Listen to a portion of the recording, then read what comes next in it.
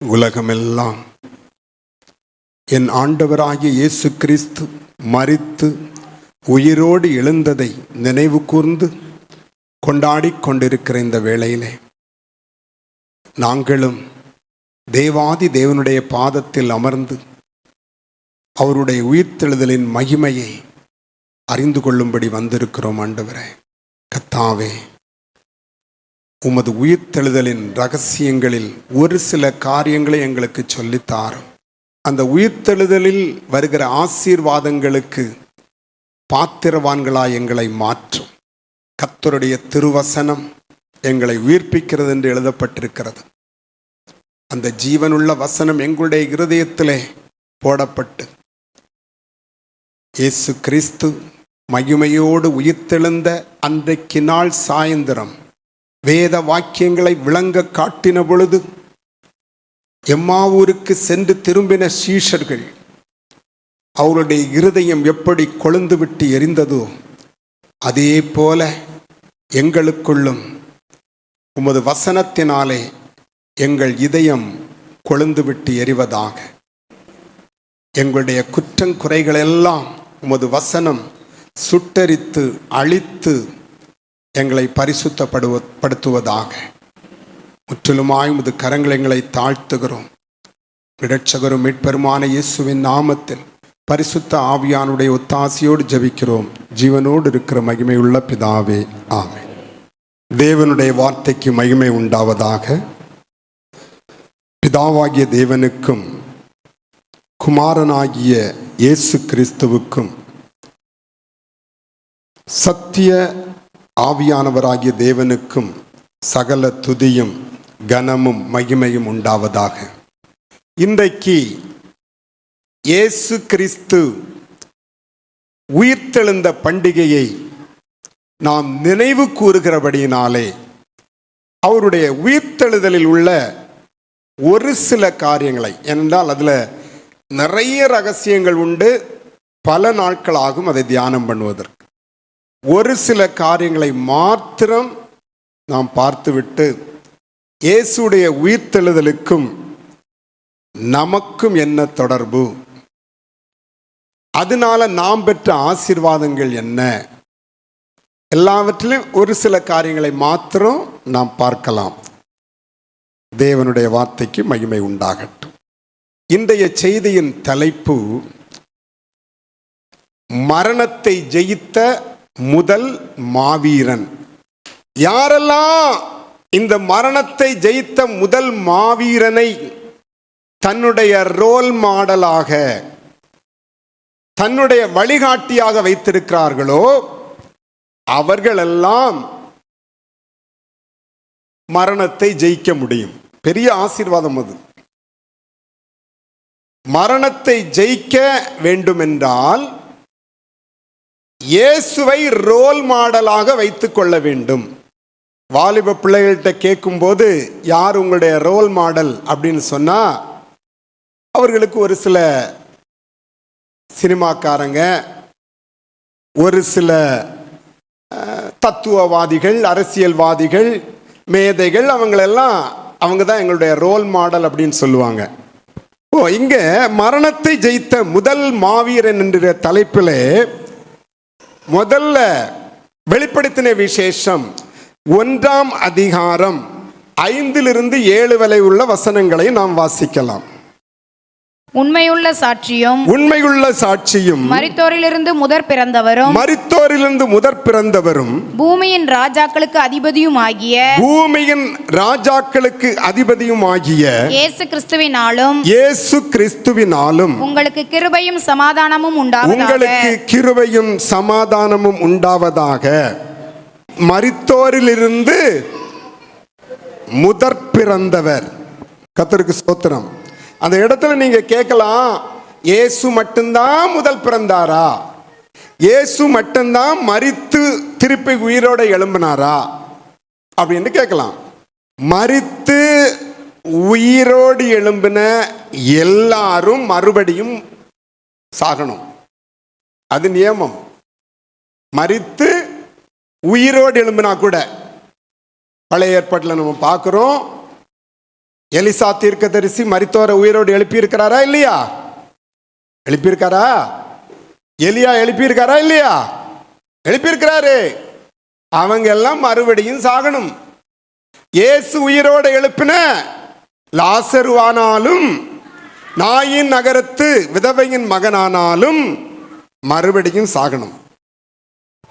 ஏன்? மோசே ஆனாலும் திரும்பி வந்து என்ன ஆகணும்? சாகணும். வெளிப்படுத்தின விசேஷத்தில் இருக்கிறது, சாகணும். புரியுதா? ஆனால் இயேசு மரித்து உயிரோடு எழுந்தவர், இனி சாக மாட்டார். அதுதான் வித்தியாசம். இயேசு மரித்து உயிரோடு எழும்பினவர், அவர் இனி மரிக்க மாட்டார். அவர் மகிமையோடு உயிர்த்தெழுந்தார். தேவ திட்டத்திற்கு அவர்கள் போய் ஆக வேண்டும். அதனால தான் இயேசு மரித்தோரிலிருந்து முதற் பிறந்தவர், முதற்பலன், முதற்கனி எப்படின்னாலும் சொல்லலாம். கர்த்தருக்கு மகிமை உண்டாகட்டும். அடுத்த வசனத்தை வாசிக்கலாம். நம்மிடத்தில் அன்பு கூர்ந்து தமது இரத்தத்தினாலே நம்முடைய பாவங்களற நம்மை கழுவி தம்முடைய பிதாவாகிய தேவனுக்கு முன்பாக நம்மை ராஜாக்களும் ஆசாரியர்களும் ஆக்கின அவருக்கு மகிமையும் வல்லமையும் என்றென்றைக்கும் உண்டாயிருப்பதாக. ஆமென். அடுத்த வசனத்தை வாசிக்கலாம். இதோ மேகங்களுடனே வருகிறார். கண்கள் யாவும் அவரை காணும். அவரை குத்தினவர்களும் அவரை காண்பார்கள். பூமியின் கோத்திரத்தார் எல்லாரும் அவரை பார்த்து புலம்புவார்கள். அப்படியே ஆகும். ஆமென். ஆமென். மேகங்களுடனே வரப்போகிறார் நம் ஆண்டவராகிய இயேசு கிறிஸ்து. இது அவருடைய பகிரங்க வருகையை குறிக்கிறது, ரகசிய வருகையை குறிப்பதல்ல. ஏனென்றால் கண்கள் யாவும் அவரை காணும். ரகசிய வருகையில கண்கள் எல்லாரும் அவரை பார்க்க முடியாது. அவருக்காக காத்திருக்கிற கூட்டம் பார்க்கும்.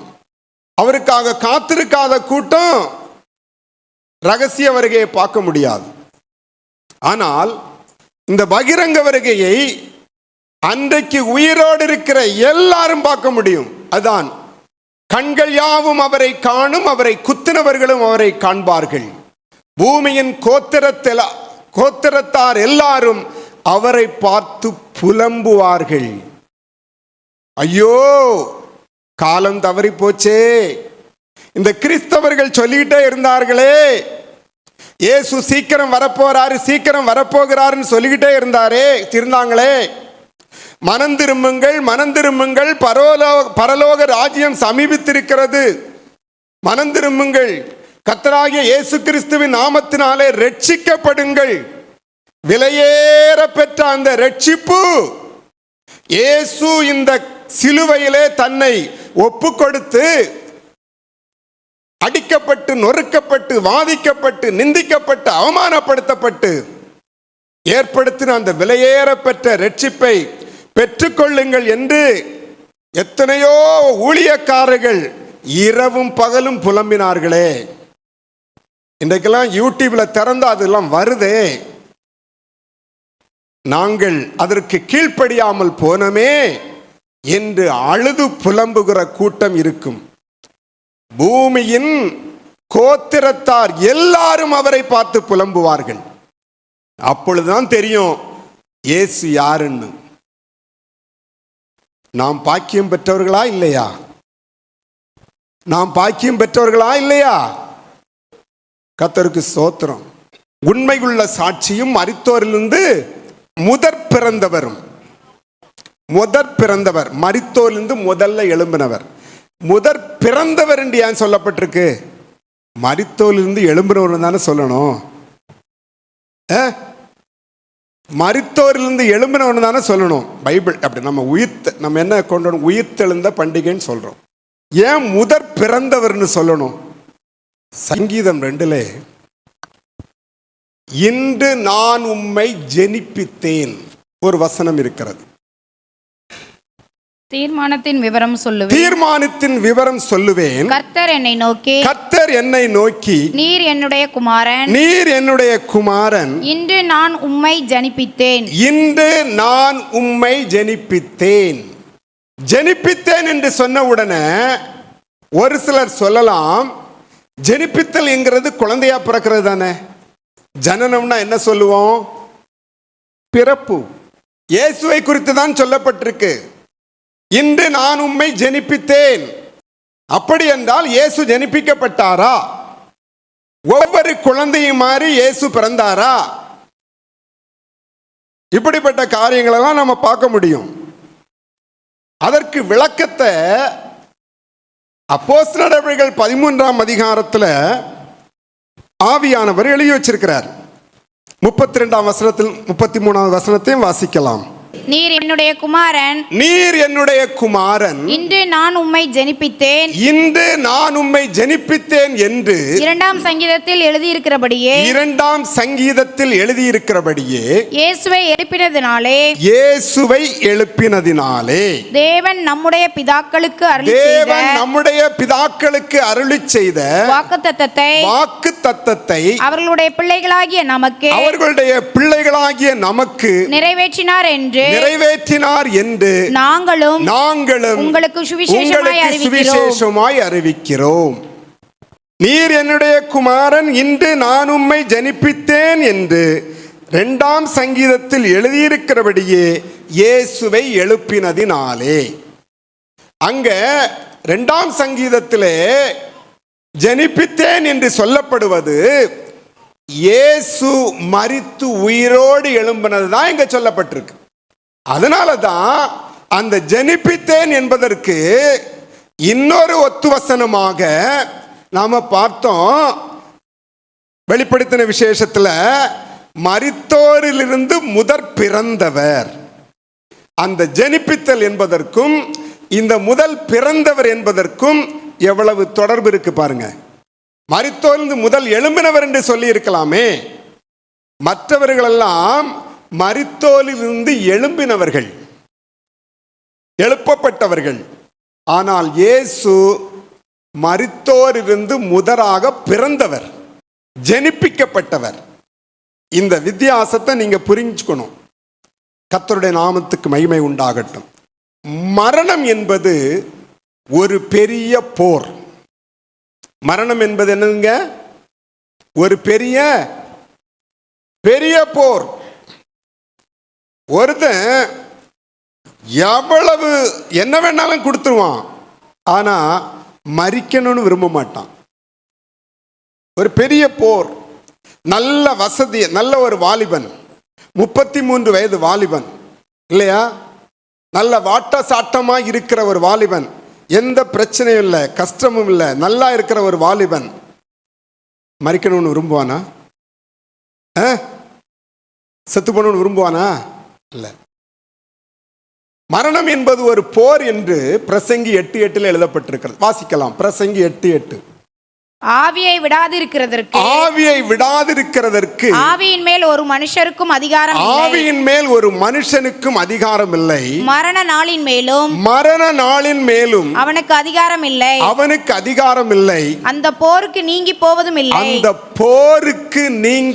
மரணம் என்கிறது என்னது? போர். அந்த போருக்கு நீங்கி போவதும் இல்லை. துன்மார்க்கரை துன்மார்க்கம் விடுவிக்கவும் மாட்டாது. மரணம் என்கிறது ஒரு பெரிய போர். ஆனால் இந்த முதல் மாவீரன், இந்த மரணத்தை ஜெயித்த முதல் மாவீரன் மரணத்திற்கு எதிர்த்து நின்றார். அதற்கு முன்பாக பல தடவை சொல்லிட்டார். அவருக்கு என்ன விதமான மரணம் வரும் என்பது தெரியும். என்ன விதமான மரணம் என்பது அவருக்கு தெரியும். அவர் சொன்னாரு, இதோ நாம் எருசலேமுக்கு போகிறோம், வேதபாரகர் பரிசேயர் எல்லாரும் என்னை கூட்டிட்டு போய் புறஜாதிகளிடத்தை ஒப்பு கொடுப்பாங்க. மனுஷகுமாரன் பாடுபட்டு மரிப்பார், மரித்து அடக்கம் பண்ணப்பட்டு 3ஆம் நாளில் உயிரோட எழும்புவார். இப்படி பல இடங்களை சொல்லிட்டு தான் வந்தார் அவர். ஆனால் இயேசுவை பிடிப்பதற்கு போகிறார்கள். இயேசு கெத்செமனேயிலேயே வியாகுலத்தோடு கண்ணீர் விட்டு அழுது தன்னுடைய பூமியின் வாழ்க்கையை முடிக்கிற அந்த காலகட்டத்திலே இயேசுவை பிடிக்க வந்திருக்கிறாங்க. இயேசு போய் கேட்கிறாரு, யாரை தேடி வந்தீர்கள்? நம்ம சித்திரவதை பண்ணி கொலை பண்ண போறாங்கன்னா போய் யாரை தேடி வந்தீர்கள், யாரை தேடி வந்தீர்கள்னு கேட்டா என்ன பண்ணுவீங்க சொல்லுங்க பார்க்கலாம். தெரியுது உங்களை தான் பிடிக்க வந்திருக்காங்கன்னு தெரியுது. அடிச்சு சித்திரவதை பண்ணி நிர்வாணப்படுத்தி கேலி பண்ணி மொத்தமா சிலுவையில் அறைய போறாங்கன்னு தெரியுது. போய் நேரே யாரை தேடி வந்தீர்கள்னு போய் கேட்போமா என்ன? யோவான் எழுதின சுவிசேஷ புஸ்தகம் 18ஆம் அதிகாரம் 4 முதல் 9 வரை உள்ள வசனங்களை வாசிக்கலாம். இயேசு தமக்கு நேரிட போகிற எல்லாவற்றையும் அறிந்து, நல்ல அழகா பாருங்க, தமக்கு நேரிட போகிற எல்லாவற்றையும் அறிந்து எதிர்கொண்டு போய் அவர்களை நோக்கி யாரை தேடுகிறீர்கள் என்றார். யாரை தேடுகிறீர்கள் என்றார். அதற்கு அவர்கள் பிரதியுத்தரமாக நசரேயனாகிய இயேசுவை தேடுகிறோம் என்றார்கள். நசரேயனாகிய இயேசுவை தேடுகிறோம் என்றார்கள். அதற்கு இயேசு நான் தான் என்றார். நான் தான். நீங்க தேடி வந்திருக்கிற ஆள் யாரு? நான் தான். என்ன காட்டி கொடுக்கிறதுக்கு ஏற்கனவே ஒருதாங்க ரெடியா நிக்கிறான். முத்தமிட்டு காட்டி கொடுக்கிறதுக்கு யார் வந்திருக்கிறது? 30 வெள்ளிக்காசை வாங்கிட்டு வந்து நிக்கிறான். என்னுடைய சீஷன், என்னுடைய அப்பத்தையே சாப்பிட்ட ஆளு என் மேல குதிகால தூக்கிட்டு வந்து நிக்கிறான். அதெல்லாம் தேவையில்லை, நானே சொல்றேன், நான் தான் இயேசு. யாரை தேடி வந்தீர்கள்? நசரேயனாகிய இயேசுவை. நான் தான். இயேசு நான் தான் என்றார். அவரை காட்டி கொடுத்த யூதாசும் அவர்களுடனே கூட நின்றான். நான் தான் என்று அவர்களிடத்தில் சொன்ன உடனே அவர்கள் பின்னிட்டு தரையிலே விழுந்தார்கள். நான் தான் சொன்ன உடனே பிடிக்க வந்தவன் எல்லாம் கீழே விழுந்தான். பிடிக்க வந்தவன் எல்லாம் என்ன பண்ணிட்டான்? பின்னிட்டு கீழே விழுந்தான். இயேசுவை தொடுகிறதற்கு ஒருத்தனுக்கு அதிகாரம் கிடையாது. ஒருத்தனை கை வைக்க முடியாது இயேசு மேல. அதான் சொன்னாரு, நானே என்னை ஒப்பு கொடுக்கிறேன், என்னுடைய ஜீவனை கொடுக்கவும் அதை திரும்ப பெற்றுக்கொள்ளவும் எனக்கு அதிகாரம் உண்டு. என் மேல கை வைக்கிறதுக்கு எவனுக்கு அதிகாரம் கிடையாது. வானத்தையும் பூமியையும் சமுத்திரத்தையும் அதில் உள்ள யாவற்றையும் படைத்த தெய்வம் நான். என் மேல கை வைக்கிறதுக்கு யாரு அதிகாரம் உண்டு? ஒரே வார்த்தை, நான் தான். பின்னிட்டு தரையிலே விழுந்தார்கள். அவங்க நிறைய போர் வீரன், அவன் இவன் எல்லாம். அதான் சொன்ன, கள்ளனை பிடிக்க வர்றது மாதிரி வந்திருக்கிறீங்க. என்ன, நான் தான் உங்க கூட ஃபுல்லா போதிச்சுட்டு இருந்தேனே. இதெல்லாம் ஒரு வேடிக்கையாக கூட இருக்கு. அவர் ஆண்டவர் கொஞ்சம் வித்தியாசமாக கூட பேசுறாரு. அதில் கர்த்தருக்கு மகிமை உண்டாகட்டும். அடுத்த வசனத்தை வாசிக்கலாம். அவர் மறுபடியும் அவர்களை நோக்கி யாரை தேடுகிறீர்கள் என்று கேட்டார். அவர்கள் நசரேயனாகிய இயேசுவை தேடுகிறோம் என்றார்கள். இயேசு பிரதியுத்தரமாக நான் தான் என்று உங்களுக்கு சொன்னேனே. என்னை தேடுகிறதுண்டானால் இவர்களை போக விடுங்கள் என்றார். இவர்களை போக விடுங்கள். கூட இருக்கிறாங்க 12 பேரு. 12 அப்போஸ்தலர்கள் கூட தான் நிக்கிறாங்க. இயேசு அங்க நிக்கிறார். என்னை தேடினது உண்டானால் இந்த 12 பேரையும் விட்டுரு. இதுதான் இயேசுக்கு நமக்குள்ள வித்தியாசம். நம்ம பிடிக்க வந்தா என்ன பண்ணுவோம்? ஐயோ என்னை விட்டு போயிடாத, என்ன பிடிச்சுக்கோ சொல்ற நம்ம. ஆனா இயேசுவை பாரு, என்ன தேடிதானே வந்தீங்க, இவங்களை போக விடு. அடுத்த வசனம் அதற்கு இருக்கும். நீர் எனக்கு தந்தவர்களில் ஒருவனையும் நான் இழந்து போகவில்லை என்று அவர் சொல்லிய வசனம் நிறைவேறத்தக்கதாக இப்படி நடந்தது. நீர் எனக்கு தந்தவர்களில் ஒருவனையும் நான் இழந்து போகவில்லை. ஏன்னா இவனுளையும் கூட்டிட்டு போய் என்ன பண்ணிடுவாங்க, அடிச்சிருவாங்க. அதனால தான் சொல்றாரு, என்னதானே பிடிக்க வந்தீங்க, நசரேயனாகிய இயேசுவை தேடிதானே வந்தீங்க, நான் தான் அவர். நீங்கள் என்னை தேடி வந்ததானால், என்னை பிடிக்க வந்ததானால் இவர்களை விடுங்க முதல்ல. அவ்வளவுதான். ஓடியே போயிட்டாங்க எல்லாரும். இயேசுவை தன்னந்தனியா விட்டுட்டு ஓடிட்டே போயிட்டாங்க. அதுதான் மரணத்தை மகிமையோடு ஜெய வீரனாக எதிர்கொண்ட மாவீரன். அதான் அந்த தலைப்பை கொடுத்த. கர்த்தருக்கு மகிமை உண்டாகட்டும். வெளிப்படுத்தின விசேஷம் 1ஆம் அதிகாரம் 17-18 வாசிக்கலாம். நான் அவரை கண்டபோது செத்தவனைப் போல அவருடைய பாதத்தில் விழுந்தேன். அப்பொழுது அவர் தம்முடைய வலது கரத்தை என்மேல் வைத்து என்னை நோக்கி பயப்படாதே, நான் முந்தினவரும் பிந்தினவரும் உயிருள்ளவருமாய் இருக்கிறேன். மரித்தேன், ஆனாலும் இதோ சதா காலங்களிலும் உயிரோடு இருக்கிறேன்.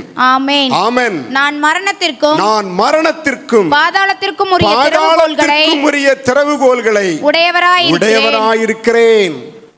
நான் மரித்தது உண்மைதான். என்னுடைய சரீரத்தை, என்னுடைய மாம்சம் கொலை செய்யப்பட்டது உண்மைதான். இயேசு கூட சொன்னார் ஒரு தடவை, சரீரத்தை கொலை செய்த பின் எதுவும் செய்ய முடியாதவனுக்கு பயப்படாதுங்கன்னார் ஆண்டவர். சரீரத்தை கொலை செய்த பின் வேற எதையும் செய்ய எவனுக்கும் முடியாது. அந்த மனிதனுக்கு நீ பயப்படாத. ஆனால் சரீரத்தையும் ஆத்துமாவையும் நரகத்தில் தள்ள வல்லவருக்கே பயப்படுங்கள். இந்த சரீரத்தையும் இந்த ஆத்துமாவையும் எங்க தள்ள வைக்க முடியும்? நரகத்தில் தள்ள வைக்கவர் நம்முடைய தெய்வத்துக்கு மட்டும்தான் அந்த வல்லமை உண்டு. அவருக்கு பயப்படுங்கள். அதுலயும் ரகசியமா ஒரு வார்த்தையை விட்டுட்டாரு, ஆவியை விட்டுட்டாரு. ஏன்னா ஆவி தன்னை தந்த தேவனிடத்திற்கு போகும்.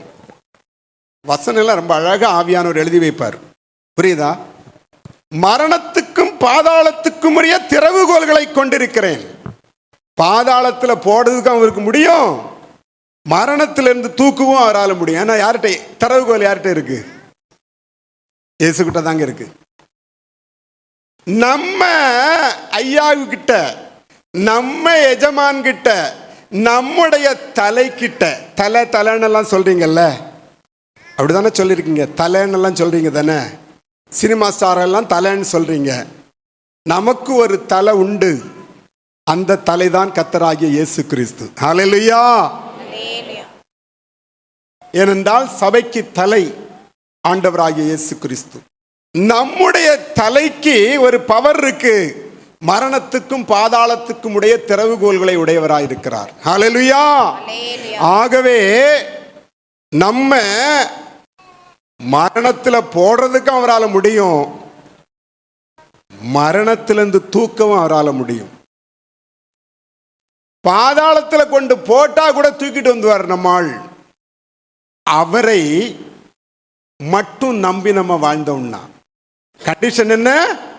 அவரை மட்டும் அன்பு செய்து, அவரை மட்டும் நம்பி, அவருடைய வார்த்தைகளுக்கு கீழ்ப்படிந்து நாம் நடப்போம் என்றால், அவரை விசுவாசித்து நாம் நடப்போம் என்றால் மரணத்திலிருந்தே தூக்கிடுவார்.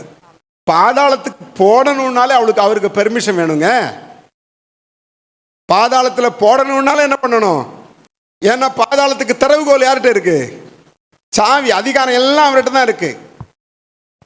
திறவுகோல் என்கிறதுக்கு இன்னொரு அர்த்தம் அதிகாரம். மாமியார் சாவி கொத்தை எங்க தொங்கி வச்சுட்டு போனாங்கன்னா என்ன அர்த்தம்? சில வீடுகள்ல மாமியாருக்கும் மருமகளுக்கும் பிரச்சனை, சாவி கொத்து யார்கிட்ட இருக்குங்கிறது. அப்படிதானே? இந்த வீட்டில் பிள்ளை அப்படி இங்கே இருக்கிற யாருக்கும் அந்த மாதிரி பிரச்சனை இல்லைன்னு நினைக்கிறேன். அந்த மாதிரி பெரிய வீட்டில் யாரும் என்ன பண்ணுறதில்ல, மாமியாரை இருக்கவும் இல்லை, மருமகளாக போகவும் இல்லை. கர்த்தருக்கு ஸ்தோத்திரம். அப்படி தானே? எல்லாரும் எங்களை எல்லாம் அப்படிப்பட்ட பெரிய வீட்டில் யாரையா அனுப்புனது? கர்த்தருக்கு சோத்திரம். அப்போ சாவி கொத்திங்கிறது ஒரு அதிகாரத்தை குறிக்கிறது. அதிகாரம் மாமியாருக்கா மருமகளுக்கா? அதே மாதிரி இங்க தேவன் நம் ஆண்டவராகிய இயேசு கிறிஸ்துவிடம் அந்த திறவுகோல் இருக்குது என்றால் அந்த அதிகாரம் யார்கிட்ட இருக்கு? இயேசு கிறிஸ்துவிடம் இருக்கிறது. மரணத்துல போடுறதுக்கும் அதிகாரம் இருக்கு, தடை பண்றதுக்கும் அதிகாரம் இருக்கு. பாதாளத்துல போடுறதுக்கும் அதிகாரம் இருக்கு, பாதாளத்துல போட விடாம தடை பண்றதுக்கும் எல்லாம் தான் சொல்றாரு. நான் மரித்தேன், ஆனாலும் இதோ சதா காலங்களும் உயிரோடு இருக்கிறேன். ஆமென். நான் மரணத்திற்கும் பாதாளத்திற்கும் உரிய திறவுகோல்களை உடையவராயிருக்கிறேன். வானத்திலும் பூமியிலும் சகல அதிகாரம் என்னிடம் இருக்கிறது. மத்தேயுவில் சொல்லுவார் அத. வானத்திலும் பூமியிலும் சகல அதிகாரம் எங்கிட்ட இருக்கு. சூரியனை நிறுத்துற அதிகாரம் எங்கிட்ட இருக்கு, சந்திரனை நிறுத்த அதிகாரம் எனக்கு இருக்கு. யோசுவா சொன்னா 12 மணி நேரம் சூரியனை சந்திரனை அசையாம நிறுத்துங்க, என்னால அதிகாரம் இருக்கு. தம்முடைய ஊழியக்காரனுடைய வார்த்தையை மதிக்கிறதுக்கு சூரியனையும் சந்திரனையும் நிறுத்தி வச்சுட்டார் 12 மணி நேரம். அப்படிப்பட்ட சர்வ வல்லமை உள்ள தேவனை நம்முடைய தேவனாக வைத்திருக்கிறோம். கர்த்தருக்கு மகிமை உண்டாகட்டும். யோவான் எழுதின சுவிசேஷ புஸ்தகம் 11ஆம் அதிகாரம் 25, 26 வசனங்களையும் வாசிக்கலாம். இயேசு அவளை நோக்கி நானே உயிர்த்தெழுதலும் ஜீவனுமாயிருக்கிறேன். என்னை விசுவாசிக்கிறவன் மரித்தாலும் பிழைப்பான். உயிரோடு இருந்து என்னை விசுவாசிக்கிறவன் எவனும் என்றென்றைக்கும் மறியாமலும் இருப்பான். இதை விசுவாசிக்கிறாயா என்றார். என்னை விசுவாசிக்கிறவன் மரித்தாலும் பிழைப்பான், உயிரோடு இருந்து என்னை விசுவாசிக்கிறவன் எவனும் என்றென்றைக்கும் மறியாமலும் இருப்பான். இதை ரெண்டு காரியத்தை அங்க சொல்றார். ஒன்று, மரித்தால், என்னை விசுவாசிக்கிறவன் மரித்தாலும் பிழைப்பான். இன்னொன்று, உயிரோடு இருந்து என்னை விசுவாசிக்கிறவன் எவனும் என்றைக்கும் மறியாமலும் இருப்பான். இது இயேசு கிறிஸ்துடைய ரகசிய வருகையில நடக்கிற ஒரு சம்பவத்தை மரியாளுக்கு வித்தியாசமா சொல்றான். மன்னிக்கவும், மார்த்தாள் கிட்ட இந்த காரியத்தை சொல்றார். புரியுதா? அப்போ அந்த வசனத்தை நம்ம வாசிக்கலாமா? 1 கொரிந்தியர் 15ஆம் அதிகாரம் 52வது வசனம். எக்காலம் தொனிக்கும் அப்பொழுது மரித்தோர் அழிவில்லாதவர்களாய் எழுந்திருப்பார்கள். நாமும் மறுரூபமாக்கப்படுவோம். எக்காலம் தொனிக்கும் அப்பொழுது மரித்தோர், அதான் இயேசு சொன்னார், என்னை விசுவாசிக்கிறவன் மரித்தாலும் பிழைப்பான். மரித்தோர் அழிவில்லாதவர்களாய் எழுந்திருப்பார்கள். நாமும், உயிரோடு இருக்கிற நாமும் மறுரூபமாக்கப்படுவோம். 1 தெசலோனிக்கேயர் 4:16-17 வாசிக்கலாம். ஏனெனில் கர்த்தர் தாமே ஆரவாரத்தோடும் பிரதான தூதனுடைய சத்தத்தோடும் தேவ எக்காலத்தோடும் வானத்திலிருந்து இறங்கி வருவார். அப்பொழுது கிறிஸ்துவுக்குள் மரித்தவர்கள், கிறிஸ்துவை விசுவாசித்தவர்கள், கிறிஸ்துவுடைய கற்பனைகளை ஏற்று அதன்படி வாழ்ந்தவர்கள் முதலாவது எழுந்திருப்பார்கள். பாருங்க, கிறிஸ்துவுக்குள் மரித்தவர்கள்.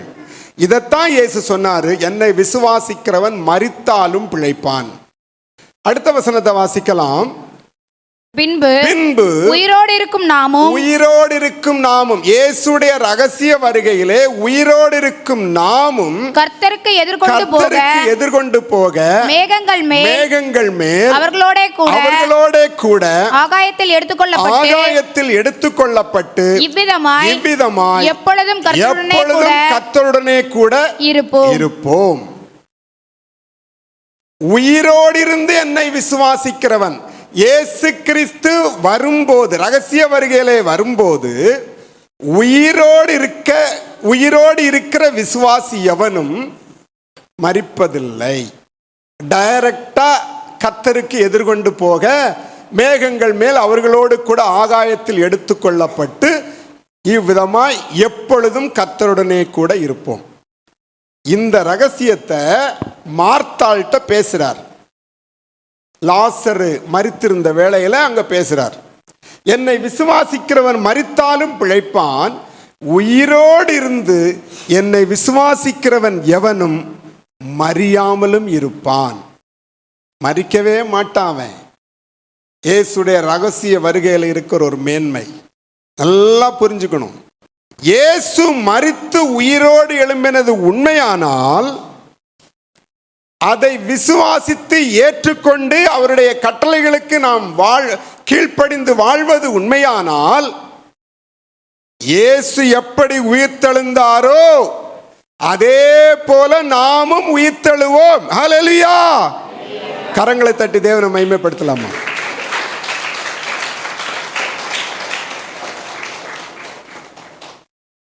மரித்தாலும் உயிர்த்தெழுவோம். அவருடைய வருகையிலே உயிரோடு இருந்தாலும் மரிக்காத நிலையை அடைவோம். மகிமையின் சாயலை தரித்துக் கொண்டு கர்த்தருடனே கூட எப்போதும் இருப்போம். இதற்காகத்தான் நாம் கர்த்தரை தேடி வந்திருக்கிறோம். நமக்கு ஒரு நித்திய காலம் உண்டு, நமக்கு ஒரு நித்திய வாழ்க்கை உண்டு, நமக்கு நித்திய ஜீவன் உண்டு, நித்திய பரலோகம் உண்டு, நித்திய காலமும் தேவனோடு வாழ்கிற வாழ்க்கை உண்டு. அதற்காகத்தான் நாம் இயேசுவை நம்முடைய தெய்வமாக ஏற்றுக்கொண்டிருக்கிறோம். மரித்து சதா காலமும் உயிரோடு இருக்கிற தெய்வம் நம்மையும் உயிரோட சதா காலமும் வைக்க விரும்புகிறார். நமக்கு அழிவே கிடையாது. என்ன கிடையாது? அழிவே கிடையாது, மரணம் கிடையாது. நமக்கு பிரிவுதான் உண்டு. என்ன உண்டு? இந்த உலகத்தை விட்டு பிரித்தெடுக்கப்படுவோமே தவிர வேற எதுவும் நமக்கு, இந்த உறவுகளை விட்டு பிரித்தெடுக்கப்படுவோம். அங்க பரலோகத்தில் போய் என்ன கிடையாது? இவர் என்னுடைய டார்லிங் அப்படியெல்லாம் சொல்ல முடியாது. இவர் எங்களுடைய மாமா, இவர் எங்களுடைய அப்பா, அங்கெல்லாம் அந்த உரிமையெல்லாம் கிடையாது. ஏனென்றால் மாம்சமும் இரத்தமும் தேவனுடைய ராஜ்யத்தை சுதந்திரித்துக் கொள்ள முடியாது. அங்க இதே மாம்சத்தில் நாம் இருக்க முடியாது. மகிமையின் சரீரத்தோடு இருப்போம். இங்க இருக்க ரத்தம் இருக்கு, அந்த ரத்தத்தான் உறவத்தை பிடிச்சி இழுத்துக்கிறது. என் ரத்த சம்பந்தமான உறவு, என் ரத்த சம்பந்தமான உறவுன்னு சொல்றோம்ல, அதனால தான் அங்க போக முடியும். போகும்போது அங்க இருக்காது. கர்த்தருக்கு மகிமை உண்டாகட்டும். அதனால பரலோகத்துல யாவரும் மகிமையின் சாயலை தரித்தவர்களாய் நித்திய காலமும் தேவனுடைய ஆளுகைக்குள்ளாய் நாம் உட்காருவோம். எவ்வளவு பெரிய ஸ்லாக்கியம் பார்த்தீங்களா? இது எல்லாருக்கும் கிடையாதுங்க, எல்லாருக்கும் கிடையாதுங்க. இயேசுவை தம்முடைய சொந்த இரட்சகராக ஏற்றுக்கொண்டு அவர் மரித்து உயிரோடு எழுந்தது போல என்னையும் உயிரோடு எழும்ப பண்ணுவார். அவருடைய ரகசிய வருகையிலே அவர் வரும்போது நான் அவருடைய விசுவாசியா இருக்கிறபடியினாலே, அவரை விசுவாசித்து ஏற்றுக்கொண்டு அவருடைய கற்பனைக்கு கீழ்ப்படிந்து நடக்கிறபடியினாலே என்னையும் உயிரோட, என்னையும் மறுரூபப்படுத்தி மகிமையின் சாயலோட கொண்டு செல்வார் என்று யாரெல்லாம் விசுவாசித்து காத்து கொண்டிருக்கிறார்களோ அவர்களுக்கு மட்டும் உள்ள சிலாக்கியம். உலகத்தில் கிறிஸ்தவர்கள் நிறைய கோடி இருக்கிறாங்க ஐயா. ஒரு தேவ ஊழியக்காரன் சொன்னான், தேவனுடைய பிள்ளைகள் ரொம்ப ரொம்ப ரொம்ப மைனாரிட்டி அப்படின்னு சொல்லிட்டு. இந்தியாவில் கிறிஸ்தவர்கள் மைனாரிட்டி. மைனாரிட்டின்னா என்ன சொல்லி புரியுதா? கொஞ்சம் பேர், சிறுபான்மையினர், கொஞ்சம் பேர் கிறிஸ்தவர்கள். இந்த கிறிஸ்தவத்தில் ரட்சிக்கப்பட்டவர்கள் இன்னும் மைனாரிட்டி. புரியுதா? கிறிஸ்தவர்கள் எல்லாம் ரட்சிக்கப்பட்டவர்கள் அல்ல. நல்ல தெளிவா நீங்க புரிஞ்சுக்கணும். நீங்க எங்க எந்த சபையில வந்து இருக்கிறீங்கன்னா நீங்க புரிஞ்சுக்கணும் முதல்ல. ஏன் வேற சபைக்கு வேற கோயில்களுக்கு நீங்க போகல, வேற ஆலயங்களுக்கு ஏன் போகல, ஏன் இப்படிப்பட்ட சபைக்கு நீங்கள் வந்திருக்கிறீர்கள் என்பதை நீங்கள் தெளிவாக புரிந்து கொள்ள வேண்டும். இந்தியாவில் கிறிஸ்தவர்கள் சிறுபான்மையினர் கொஞ்சம், அதிலே ரட்சிக்கப்பட்டவர்கள் மிக மிக கொஞ்சம். சில சபைகள்ல நிரம்பி வழியுது கூட்டம். பண்டிகைன்னா ஏகப்பட்ட கூட்டம் நடக்கும். ஏன்னா பண்டிகை கிறிஸ்தவர்கள் சொல்றாங்க, நாங்கெல்லாம் கிறிஸ்தவர்கள் தான், அதனால இயேசு எங்களுக்கு சொந்தம். நீ சொந்தம் கொண்டாடலாம், இயேசு எனக்கு சொந்தம்னு. அவர் சொல்லணுமே நீ எனக்கு சொந்தம்னு. சொல்லணுமா வேண்டாமா? நம்ம சொல்லலாம், அவர் எனக்கு சொந்தம், அவர் எனக்கு சொந்தம், அவர் எனக்கு சொந்தம், எனக்கு அவரை தெரியும், அவரை தெரியும், அவரை தெரியும். நிறைய பேர் சொல்லுவோம் இல்ல, அவரை எனக்கு தெரியுமே. அவர்கிட்ட போய் கேட்கணும், அவருக்கு ஒன்ன தெரியுமான்னு. பிரைம் மினிஸ்டரா, எனக்கு நல்லா தெரியுமே, அவருடைய மீட்டிங்ல எல்லாம் போய் நான் கலந்துக்கிட்டனே, பக்கத்துல போய் போட்டோ கூட எடுத்தனே. கர்த்தருக்கு சோத்திரம். அவர்கிட்ட கேட்கணும், பிரைம் மினிஸ்டர்கிட்ட போய், அவனை உனக்கு தெரியுமான்னு சொல்லிட்டு. எல்லாருக்கும் இயேசுவை தெரியும், இயேசுவுக்கு தெரியணும் நீ யாருன்னு சொல்லிட்டு, இயேசுவுக்கு தெரியணும் இவன் எனக்கு சொந்தமான்னு சொல்லிட்டு. அப்படிப்பட்ட இயேசுவினால இவன் எனக்கு சொந்தம்னு யாரெல்லாம் ஏற்றுக்கொள்ளப்படுகிறார்களோ அவர்கள் ரொம்ப ரொம்ப மைனாரிட்டி, ரொம்ப ரொம்ப கொஞ்சம். அதனாலதான் சொன்னேன், எல்லாரும் இந்த வருகைக்கு ஆயத்தப்படுத்த போக முடியாது. எல்லாரும் இந்த வருகைக்கு போக முடியாது ஐயா. இந்த வருகைக்கு போவதற்கு நாம் ஆயத்தப்படுத்தப்பட வேண்டும். நாம் நம்மை தகுதிப்படுத்திக் கொள்ள வேண்டும். அதற்காகத்தான் கர்த்தர் நம்மை பிரித்து ஒரு வித்தியாசமான இடத்துல கொண்டு வந்து நிறுத்தி இருக்கிறார். ஹல்லேலூயா. இந்த சபைக்கு வந்ததுனால எத்தனை பேர் சந்தோஷப்படுறீங்க? கை தூக்குங்க பார்க்கலாம். எல்லாம் புரிஞ்சுக்கணும். ஐயோ நாங்க எங்கேயோ போய் உட்கார்ந்து இருக்கிறோமே, 3 மணி நேரம் என்னங்களை இப்படி வதைக்கிறாங்கன்னு நினைக்க கூடாது. நிறைய சபைகள்ல இந்த தொழுகை கிடையாது, நிறைய சபைகள்ல சுத்திகரிப்பு கிடையாது. ஆனால் கர்த்தர் இந்த 3 மணி நேரமும் வச்சு அவரை ஆவியோடும் உண்மையோடும் தொழுது கொள்ள வச்சிருக்கிறாரு. கர்த்தருக்கு மகிமை உண்டாகட்டும். அதனால தான் சொல்றேன். அதனால நமக்கு என்ன இருக்கிறது? ஒரு நம்பிக்கை, ஒரு அசைக்க முடியாத விசுவாசம் இருக்க வேண்டும். நான் மரித்தால் என்னை உயிரோடு எழுப்புவார் என் தெய்வம். ஏனென்றால் உயிரோடு எழும்பின தெய்வத்தை நான் விசுவாசிக்கிறேன். இயேசு ஒருவேளை அவருடைய ரகசிய வருகை இருக்கும் என்றால், நான் மரிக்காமல் இருந்தால் என்னை மகிமையின் மறுரூப சாயலோடு அழைத்து செல்லுவார். இதை குறித்த விளக்கங்கள் எல்லாம் இங்க சொல்ல முடியாது. பைபிள் ஸ்டடி எடுத்தாலும் அதெல்லாம் சொல்ல முடியும். கர்த்தருக்கு மகிமை உண்டாகட்டும். விசுவாசம் என்பது ஒரு மனிதனுக்குள்ளே வருகிற ஒரே ஒரு விசை வருகிறது. நான் போன வாரத்தில் கூட சொன்னேன். அதை திருப்பியும் வாசிக்கலாம். யூதா எழுதின நிருபம் 3வது வசனம். பிரியமானவர்களே, பொதுவான ரட்சிப்பை குறித்து உங்களுக்கு எழுதும்படி நான் மிகவும் கருத்துள்ளவனாய் இருக்கையில் பரிசுத்தவான்களுக்கு ஒரு விசை ஒப்புக் கொடுக்கப்பட்ட விசுவாசத்திற்காக நீங்கள் தைரியமாய் போராட வேண்டும் என்று உங்களுக்கு எழுதி உணர்த்துவது எனக்கு அவசியமாய் கண்டது. யார் இந்த யூதா? யாக்கோபுடைய சகோதரனாகிய யூதா. யாக்கோபு நிருபம் இருக்கா? யூதா. இந்த யாக்கோபும் யூதாவும் இயேசு கிறிஸ்துவுடைய சீஷர்கள், அப்போஸ்தலர்கள்ல 2 பேர். 3 ஜோடி சகோதரர்கள் இருக்கிறார்கள் இயேசுடைய அப்போஸ்தலர்கள்ல. சீமோன், அந்திரேயா, அவங்க 2 பேரும் அண்ணன் தம்பி. யாக்கோபு, யோவான், அவர்கள் 2 பேரும் அண்ணன் தம்பி. இந்த யாக்கோபுக்கு பேர் என்னன்னா பெரிய யாக்கோபு. பெரிய யாக்கோபு, யோவான். ஏரோதுனால முதல்ல தலை வெட்டப்பட்ட ஆளு இந்த யாக்கோபு தான், பெரிய யாக்கோபு. அப்புறம் சின்ன யாக்கோபு, யூதா. இவங்க 2 பேரும் அண்ணன் தம்பி. இந்த சின்ன யாக்கோபு தான் எருசலேம்ல சபைக்கு தலைவர். இந்த இயேசுனுடைய அப்போஸ்தலனாகிய யூதா எழுதுறாரு, பரிசுத்தவான்களுக்கு ஒரு விசை ஒப்புவிக்கப்பட்ட விசுவாசம், அதற்காக நீங்கள் தைரியமாய் போராட வேண்டும்.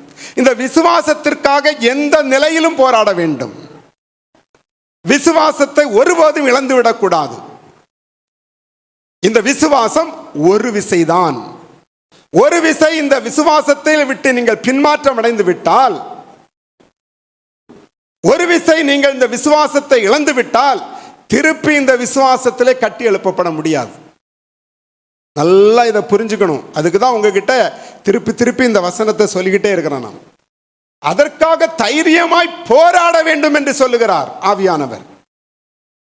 தைரியமாய் போராட வேண்டும் விசுவாசத்திற்காக.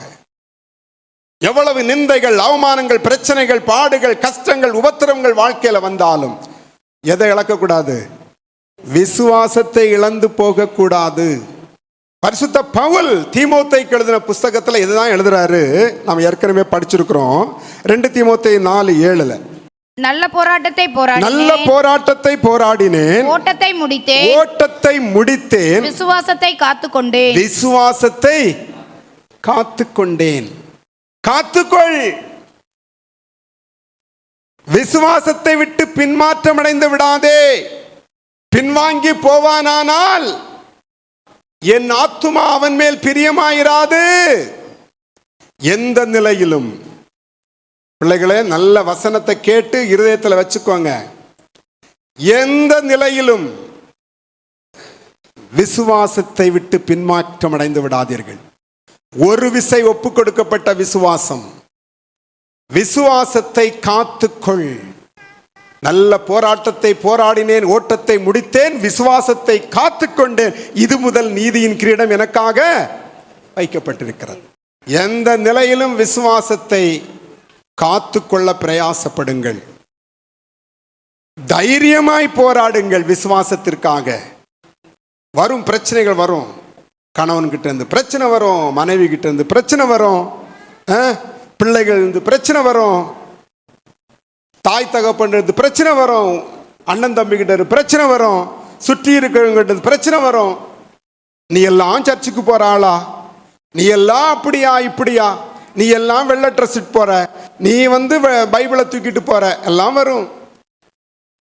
ஊழியம் செய்கிற ஆளை பார்த்து மனைவி சொல்லுவாப்புல, நீ எல்லாம் பெரிய ஊழியக்காரனா, நீ எல்லாம் வசனம் சொல்றியா? உங்களை எங்கெல்லாம் சோர்ந்து போக பண்ணணுமோ, எங்கெல்லாம் நீங்க விசுவாசத்தை விட்டு விலகணுமோ, எல்லா விதத்திலும் போராட்டம் வரும். தேவனை தூஷித்து ஜீவனை விடும். இன்னும் ஏன் உம்முடைய உத்தமத்திலே பிரியமாயிருக்கிறீர்? யோபுவின் மனைவி சொன்னது மாதிரி உம் மனைவி சொல்லுவா, உன் கணவன் சொல்லுவான். என்ன சொன்னாலும் விசுவாசத்தை விட்டு விடாதே. விசுவாசத்தை காத்துக்கொள். விசுவாசத்தை காத்துக்கொள்ளுகிறவனுக்குத்தான் எது? இயேசுடைய உயிர்த்தெழுதலில் பங்கு. இயேசு எப்படி மரணத்தை ஜெயித்து உயிரோட எழும்பினாரோ, அதே போல விசுவாசத்தை காத்துக்கொள்ளுகிறவனுக்குத்தான் அந்த உயிர்த்தெழுதலில் பங்கு என்பதை நாம் மறந்துவிடக்கூடாது.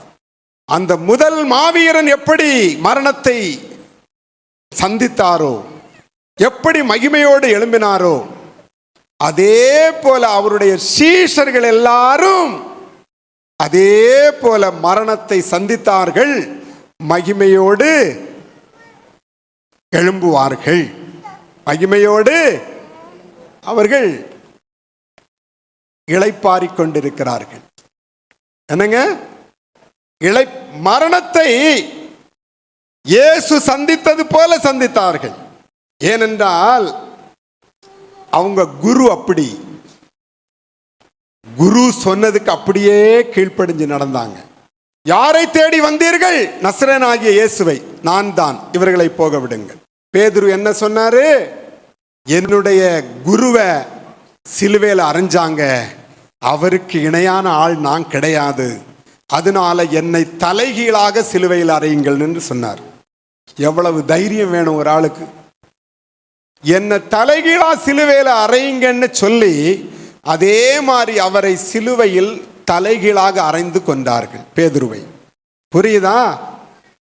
அதான் சொன்ன, இயேசு மரணத்தை ஜெயித்த முதல் மாவீரன். அவரை ஃபாலோ பண்ண எல்லா சீஷர்களும் மாவீரன் தான். அவரை மாதிரி தான் ஸ்தேவான். ஐயோ கல்லறிகிறார்கள் அப்படின்னு சொன்னாப்பல முதல் இரத்த சாட்சி. முதல் இரத்த சாட்சி பைபிள்ல பார்க்கிறோம். இந்த உடன் ஊழியர்கள் எல்லாம் ஊழியம் செய்யறதுக்கு பயப்படுறாங்க. ஒரு பந்து விசாரிக்கிறதற்கு செய்யப்பட்ட ஊழியக்காரன் தான் ஸ்தேவான். இங்க சாப்பாடு போடுறதுக்கெல்லாம் கொடுக்கப்படுறோம்ல, அதான் பந்தி விசாரிப்பு. அப்படிப்பட்ட ஒரு ஊழியக்காரன் தான் இந்த ஸ்தேவான். தெய்வத்துக்கு எழும்பின்னு சாட்சியா நிற்கிறான். பேசும்போது அவனுடைய முகம் தேவதூதனுடைய முகம் போல மாறுகிறது. பிதாவாகிய தேவன் குமாரனாகிய இயேசு கிறிஸ்து பார்த்துட்டான். இதோ பிதாவாகிய தேவன் சிங்காசனத்தில் இருக்கிறதையும் அவரது வலது பார்சத்திலே தேவகுமாரனாகிய இயேசு நிற்கிறதையும் நான் காண்கிறேன். இயேசு என்ன பண்ணிட்டாரு? என்ன பின்பற்றின நீ வான்னு சொல்லிட்டு வரவேற்கிறதுக்கு எழுப்பி நிற்கிறார். அங்க வரவேற்கிறதுக்கு இயேசு எழுப்பி நிற்கிறாரு. கல்லால எறிகிறாங்க. முழந்தாள் படியிட்டு, இந்த பாவங்களை இவர்கள் மேல் சுமத்தாதிரும். என்ன சொன்னா? இந்த பாவங்களை இவர்கள் மேல் சுமத்தாதிரும். ஆண்டவரே, என்னுடைய ஜீவனை, என்னுடைய ஆவியை ஏற்றுக்கொள்ளும் என்று ஒப்பு கொடுத்தான். இயேசு என்ன செய்தாரோ அதையே செய்தான். அதான் அந்த முதல் மாவீரன் எப்படி மரணத்தை மகிமையோடு ஏற்றுக்கொண்டாரோ, அவர் வழியா வந்த எல்லா அப்போஸ்தலர்களும் அப்படித்தான். ஒரு ஆளை என்ன பண்ணா, அப்படியே தலைகளா நிக்க வச்சு காலை விரிச்சிட்டு வாழை எடுத்து கிடுகிடுன்னு அறுத்துட்டாங்க. கரெக்டா? ரெண்டா. யோவான நான் சொன்னேன் ஆல்ரெடி. எங்க போட்டாங்க? எண்ணெய் சட்டியில போட்டு வறுத்தாங்க. சாகல்ல. சாகல்னு எங்க போயிட்டாங்க? பத்மு தீவுல கொண்டு போட்டாங்க. அங்க மிருகங்களோட கிடந்து அங்கேயாவது சாவட்டும், தனியா கிடந்து ஒண்ணும் இல்லாம சாவட்டும்னு அங்க தேவன் என்ன பண்ணாரு?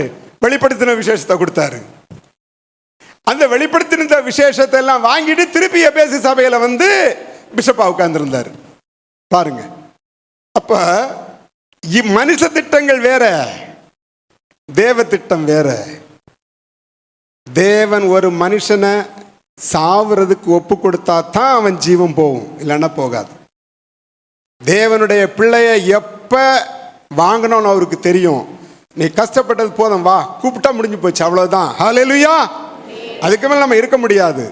அவர் உயிரோடு இருக்கிறது வரைக்கும் நமக்கு தேவன் கொடுத்திருக்கிற பலத்தின்படி அவருக்காக ஓட வேண்டியது நம்முடைய கடமை. நான் டெய்லி ஜெபம் பண்ணுவேன். ஆண்டவரே, நான் பலவீனன், என்னுடைய பலன் எனக்கு தெரிகிறது, நான் பலவீனன். வயசு 60 தாண்டிடுச்சு, இன்னும் நான் வாலிபன மாதிரி ஓட முடியுமா? அங்க வலிக்குது, இங்க வலிக்குது, முதுகு வலிக்குது, ஓட முடியாதுதான். ஆனாலும் பலவீனன். என்னுடைய பலவீனத்திலே உமது பலன் பூரணமாய் விளங்குவதாக. என்னுடைய பலவீனத்திலே உமது பலன் பூரணமாய் விளங்கட்டும். டெய்லி காலையில் நான் ஜெபம் பண்ணுவேன். என் மனைவிக்கு தெரியும் அதை. அப்போ என்னைக்கு என்னுடைய ஜீவன் அவர் எடுக்க விரும்புகிறாரோ அன்னைக்கு வரைக்கும் இந்த தொண்டை என்ன பண்ணிட்டே இருக்கணும்? கத்திக்கிட்டே இருக்கணும் அவருடைய நாமத்தை. கர்த்தருக்கு மகிமை உண்டாகட்டும். சரியா? கர்த்தருக்கு ஸ்தோத்திரம். 2 தீமோத்தேயு 1:14 வாசிக்கலாம். உன்னிடத்தில் ஒப்புவிக்கப்பட்ட அந்த நற்பொருளை நமக்குள்ளே வாசம் பண்ணுகிற பரிசுத்த ஆவியினாலே காத்துக்கொள். உன்னிடத்தில் ஒப்புவிக்கப்பட்ட அந்த நற்பொருளை நமக்குள்ளே வாசம் பண்ணுகிற பரிசுத்த ஆவியினாலே காத்துக்கொள். அது என்ன நற்பொருள்? அந்த நற்பொருளை நமக்குள்ளே வாசம் பண்ணுகிற பரிசுத்த ஆவியினாலே காத்துக்கொள். பரிசுத்த பவுல் தீமோத்தேயுக்கு எழுதுகிறார். தன்னுடைய அன்புக்கு பிரியமான குமாரன் என்று சொல்லப்பட்ட அந்த தீமோத்தேயுக்கு எழுதும்போது சொல்லுகிறார். அதே அதிகாரம் 4-5 வசனங்களை வாசிக்கலாம். உன்னிலுள்ள மாயமற்ற விசுவாசத்தை நினைவு கூறுகிறதினால் என் முன்னோர்கள் முதற்கொண்டு சுத்த மனசாட்சியோடே ஆராதித்து வரும் தேவனை நான் ஸ்தோத்தரிக்கிறேன். அந்த விசுவாசம் முந்தி உன் பாட்டியாகிய லோவிசாளுக்குள்ளும் உன் தாயாகிய ஐனிக்கேயாளுக்குள்ளும் நிலைத்திருந்தது. அது உனக்குள்ளும் நிலைத்திருக்கிறது என்று நிச்சயித்திருக்கிறேன். தீமோத்தேயுவே, உன் பாட்டியாகிய லோவிசாளுக்குள்ள விசுவாசம் இருந்தது. உன் தாயாகிய ஐனிக்கேயாளுக்குள்ளும் அந்த விசுவாசம் இருந்தது. உனக்குள்ளும் அந்த விசுவாசம் இருக்கிறது என்று நான் நிச்சயித்திருக்கிறேன். அந்த நற்பொருளை காத்துக்கொள். அந்த நற்பொருளை, விசுவாசமாகிய நற்பொருளை காத்துக்கொள். இதை தீமோத்தேயுக்கு சொல்லிக்கிட்டு தான் கடைசியில் எழுதுறாரு. நல்ல போராட்டத்தை போராடினேன், ஓட்டத்தை முடித்தேன், விசுவாசத்தை காத்துக்கொண்டேன். நீ விசுவாசத்தை காத்துக்கொள், நற்பொருளை காத்துக்கொள். அதே மாதிரி நானும் காத்துக்கொண்டேன், எனக்காக நீதியின் கிரீடம் இருக்கிறது. அல்லேலூயா. விசுவாசத்தை காத்துக்கொள்ள வேண்டும். விசுவாசம் எவ்வளவுக்கு நாம் விசுவாசத்தில் வளர்கிறோமோ பிரச்சனைகள் வரும், உபத்திரவங்கள் வரும், கஷ்டங்கள் வரும். அதெல்லாம் வராதுன்னு சொல்றதுக்கு நாம் போதிக்கிறதுக்கு ஆள் இல்லை. எல்லாம் வரும். எல்லாவற்றில் மேலும் ஜெயம் எடுக்கிற வல்லமையும் வரும். ஹல்லேலூயா.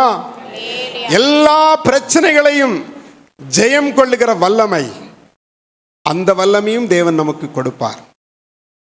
இத மறந்துடக்கூடாது. இன்றைக்கு நம்முடைய செய்தியின் தலைப்பு என்ன?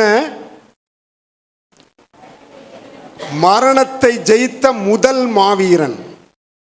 எப்படி அந்த முதல் மாவீரன் மரணத்தை ஜெயித்தாரோ, அவரை பின்பற்றுகிற நாம், அவரை விசுவாசிக்கிற நாம், அந்த விசுவாசத்தை காத்து கொண்டிருக்கிற நாம் அதே போல மரணத்தை ஜெயிக்க முடியும். இயேசு எப்படி மரித்து உயிரோடு எழுந்தாரோ அதே போல ஒருவேளை இயேசுடைய ரகசிய வருகைக்கு முன்பாக நாம் மரித்தோம் என்றால் அவருடைய ரகசிய வருகையிலே உயிர்த்தெழுவோம். ஒருவேளை நாம் அவருடைய ரகசிய வருகையிலே உயிரோடு இருப்போம் என்றால் மறியாமல் மறுரூப மகிமையின் சாயலோடு அவரை எதிர்கொண்டு போவோம். மார்த்தாள்கிட்ட சொன்னாரு பாருங்க, மார்த்தாளே, என்னை விசுவாசிக்கிறவன் மரித்தாலும் பிழைப்பான், உயிரோடு இருந்து என்னை விசுவாசிக்கிறவன் எவனும் மறியாமலும் இருக்கிறான். இதை விசுவாசிக்கிறாயா? அதே கேள்விதான் உங்ககிட்ட கேட்கிறாரு. இதை விசுவாசிக்கிறாயா? விசுவாசிக்கிறேன்னு சொல்றவங்க கைகளை தூக்கி மிகுந்த சத்தமாய் ஆமே நான் விசுவாசிக்கிறேன் சொல்லுங்க பார்க்கலாம்.